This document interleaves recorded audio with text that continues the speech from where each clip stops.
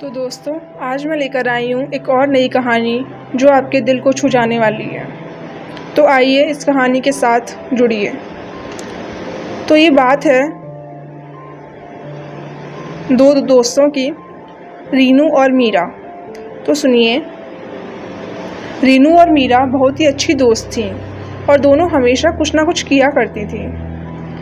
अभी दोनों अपने कॉलेज में पढ़ाई कर रही हैं। एक दिन की बात है, दोनों कॉलेज से आ रहे थे, तभी उनको एक बहुत ही बूढ़ा आदमी दिखाई दिया।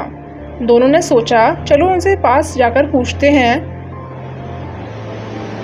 फिर क्या था, वो दोनों उस बूढ़े आदमी के पास जाकर बैठ गई और बोला, बाबा आप कैसे हो? उस बूढ़े आदमी ने बोला, बेटा मैं तो सही हूँ, तुम कैसे हो? दोनों ने एक साथ बोला, बाबा हम भी सही हैं। थोड़ी देर बाद दोनों ने कुछ बोला नहीं, लेकिन अगले ही पल रीनू ने पूछ लिया कि बाबा सच्चा प्यार सबको नसीब नहीं होता, इस बात में कितना हकीकत है?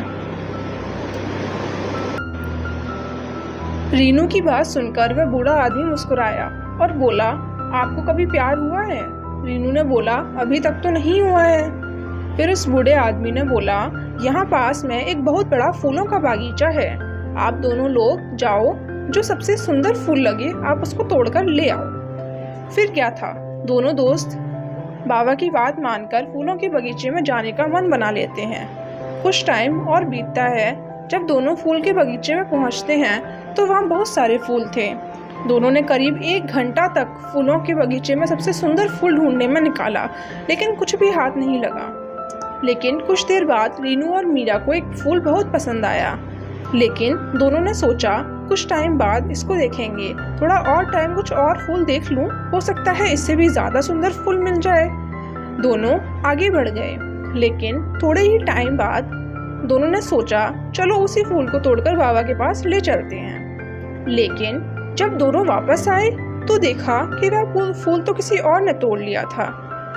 दोनों दोस्त बहुत ही निराश होकर उस बूढ़े आदमी के पास चली गईं और बोलती हैं, बाबा हमको बहुत लंबे टाइम के बाद एक फूल पसंद आया, लेकिन उसको कोई और तोड़कर ले गया। उनकी बात सुनकर वह बूढ़ा आदमी हंसने लगा और बोला, बेटा यही प्यार का हकीकत है, जो सामने होता है उसकी कदर नहीं होती और जब हम वापस आते हैं तो वह भी हमें नहीं मिलता। इसीलिए सच्चा प्यार बहुत कम लोगों को ही नसीब होता है। दोस्तों, इस दिल छू जाने वाली कहानी से हम लोगों को भी यही सीख मिलती है कि जो पास है उसकी कदर करना सीखो। तो दोस्तों, आज की इस कहानी से आपने क्या सीखा हमें कमेंट करके ज़रूर बताइएगा और ऐसी ही मनोरंजक हिंदी कहानियों के लिए हमारे चैनल को आज ही सब्सक्राइब करें और अपने दोस्तों के साथ शेयर करें। धन्यवाद।